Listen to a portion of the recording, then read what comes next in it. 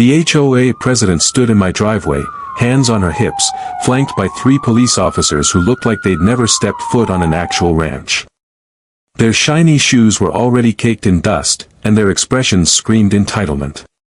"You've got 2 weeks to vacate, Mr. Calhoun," she snapped, waving a crisp letter in my face.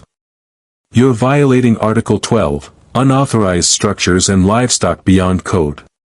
This is a residential neighborhood now." I stared at her, stunned. Not because of what she said, but because I'd seen this moment coming. And I was ready. I took the letter, folded it carefully, and tucked it into my denim jacket. Then I looked her dead in the eye and said, "You're standing on my land, Cheryl. You might want to check who owns this neighborhood before you start throwing threats." She blinked, confused. The 2 men shifted uncomfortably. I stepped forward slowly. "And that office you call HOA headquarters?" I said, grinning. "I own that building too." Their faces dropped. But that wasn't the beginning. Not even close. Let me take you back to how this all started, before the threats, before the fake violations, before Cheryl decided to make me public enemy number 1. You see, this ranch isn't just a piece of land. It's my family's legacy. My grandfather built it from nothing but dirt and stubborn dreams back in the 60s, when all this land was just wide open fields and sunburnt fences. I grew up here, feeding horses before school, fixing fences on weekends, learning how to read cattle before I ever figured out algebra. After Grandpa passed, the ranch came to me. I'd already put years into it, keeping things running even when the economy tanked, even when neighbors started selling out to developers who offered just enough to make people dream small. I didn't sell. I couldn't. This land was my blood. And that made me a problem. It started with little things. A letter in my mailbox saying my barn paint was not in accordance with the community palette. A citation for unapproved fencing after I repaired the north boundary line that they damaged during construction. At first, I laughed it off. Just bored people playing pretend government. But then came the fines, hundreds of dollars for nonsense like livestock noise and non-compliant mailbox design. It was clear, the HOA didn't want me here. I wasn't on brand for the new development they were pushing. I was old school, gritty, stubborn, and I wasn't moving. That's when Cheryl got personal. She showed up at my front porch one morning, all perfume and fake smiles. "We've had complaints," she said, as if that meant anything to me. "The board thinks it's time you consider transitioning out of your current living arrangement.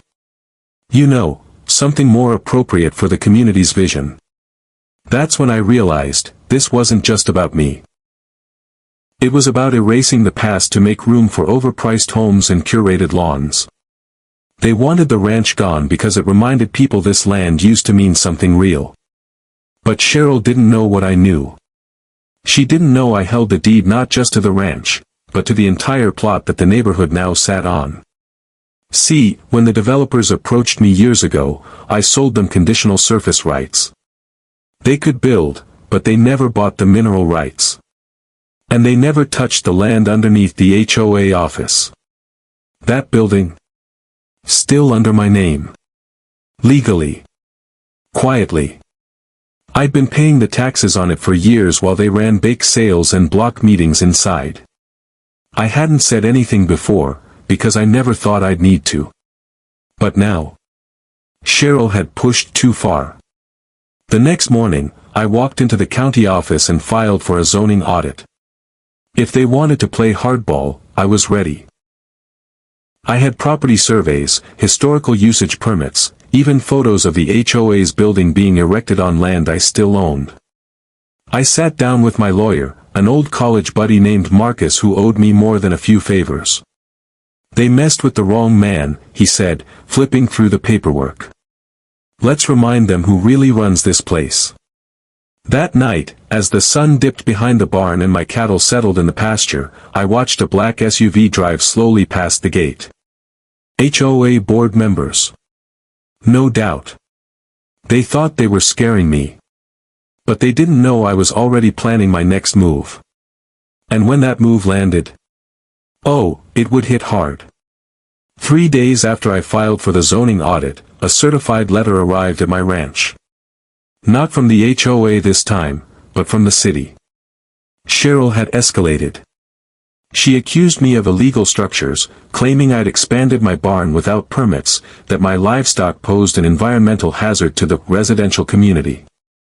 It was laughable. My barn hadn't changed in 20 years.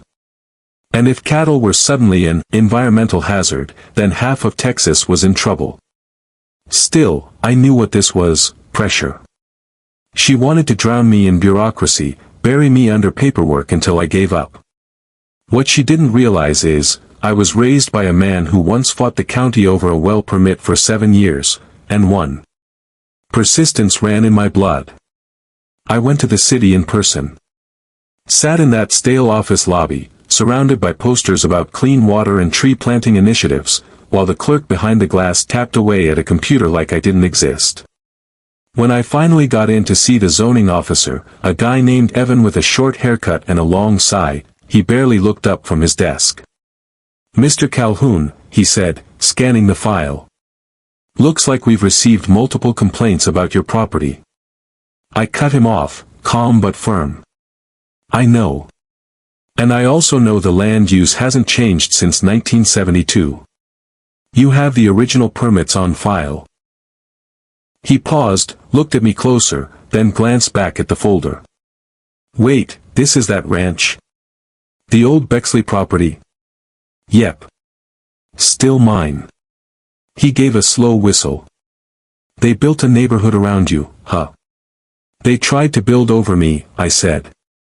"But they missed a few details." He leaned back.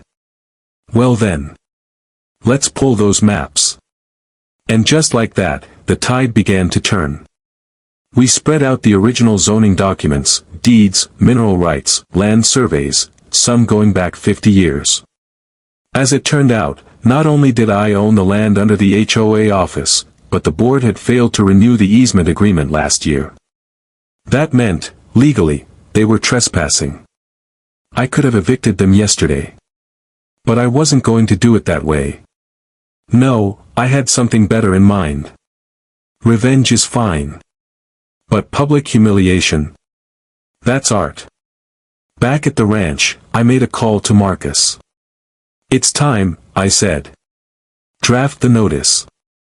"You sure you want to go nuclear?" he asked. They brought the match. "I'm just striking it."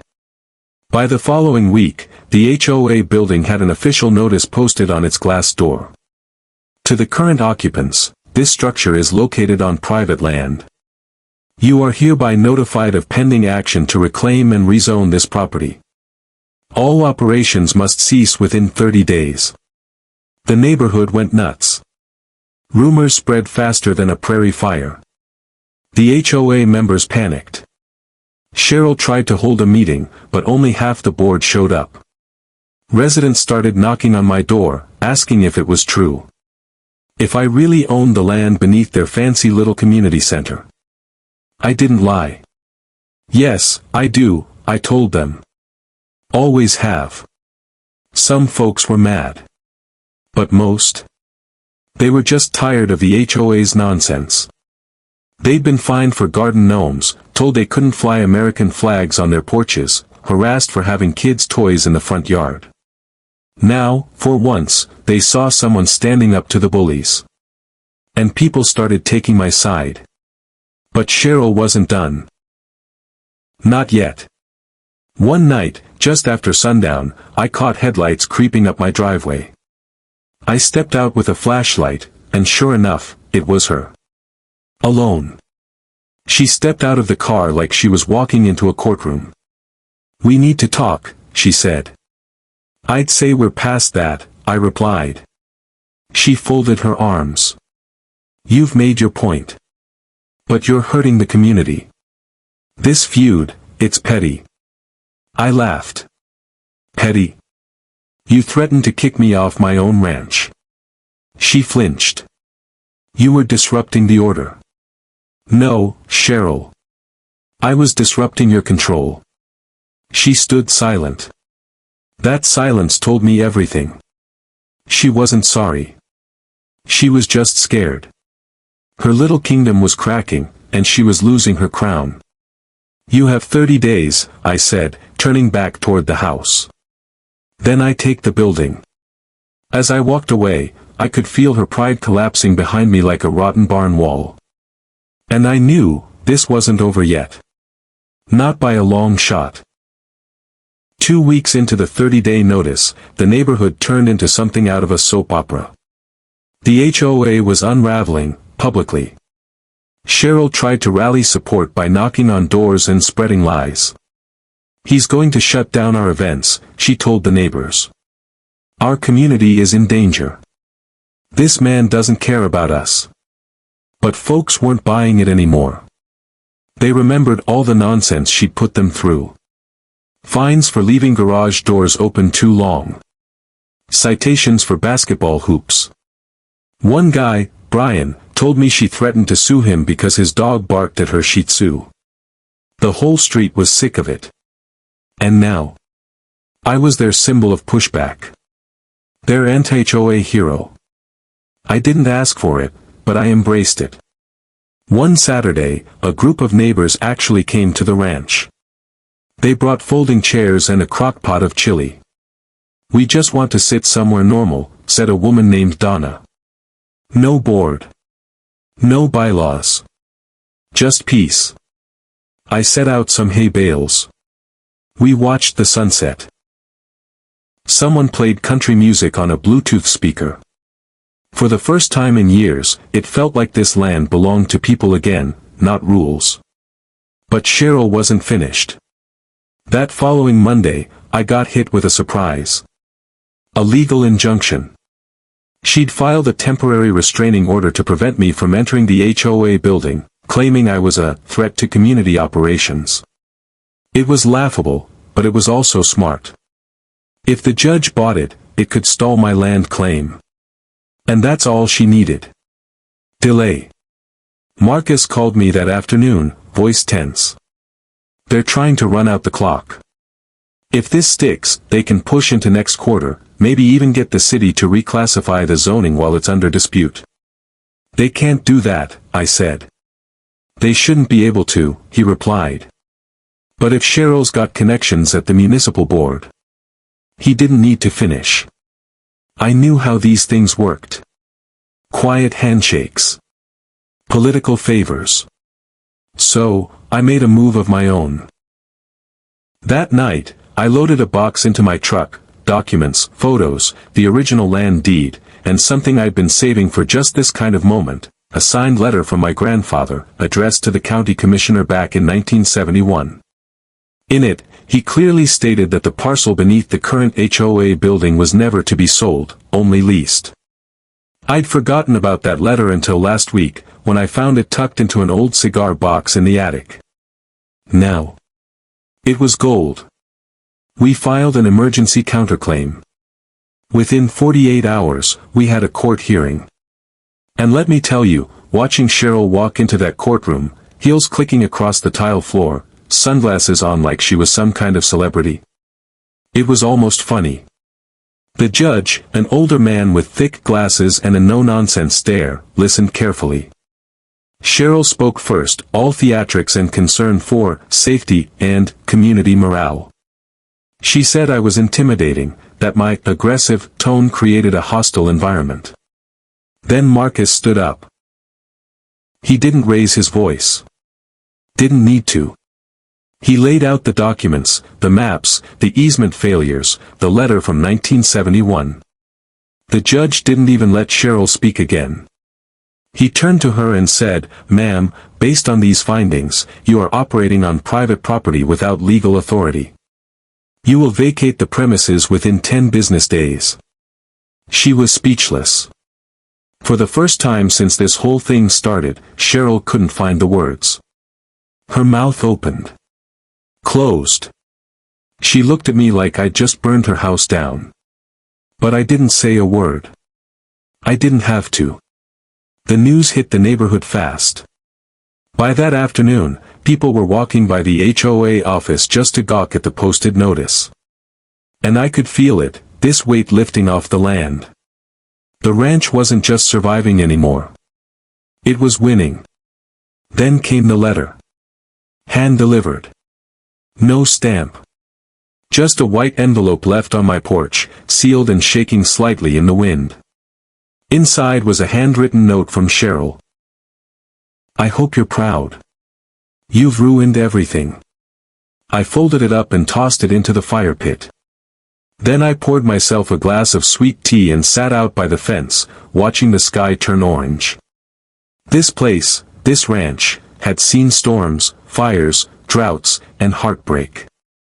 And now, it had seen justice. But there was still one thing left to do. One final move to make sure this never happened again.